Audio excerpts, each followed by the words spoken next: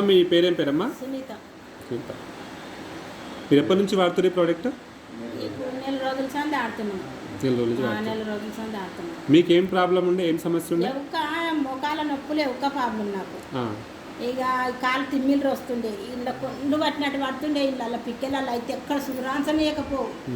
ఇక లబ్బ మొత్తుకుంటుంటే నువ్వు ఏమన్నా సరే కానీ దేవుడా తెలంగాణ లేచి ఇట్లా నూనె పెట్టి రాపించుకుంటుంటే ఆయన తోటి మా బిడ్డ రాస్తుండే. ఇక అసలు ఇప్పుడు జర తవ్వుకున్నాయి.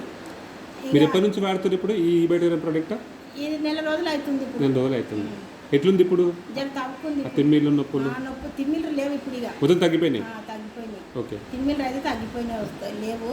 ఇక మొక్కలు నొప్పులు ఉన్నాయి, ఇక మెల్లే తగ్గుతాయేమో కానీ ఇక చేస్తున్నాం. ఇక అంటే మొక్కల నొప్పులు ఏం తక్కువ లేవు అప్పటికప్పటికి? ఇక నడుస్తుంటే మెరగమంటాయి ఇళ్ళ మొక్కలల్లా, నడవనీకే రాదు. జర కూర్చొని నడవనీకే. ముందుకి ఇప్పటి తేడా ఉంది ఏమన్నా? జర తేడు ఉన్నది. తేడు ఉన్నది. ఏమేమి చేస్తారు మీరు? ఆ మ్యాట్రెస్ మీద పండుకుంటున్నారా?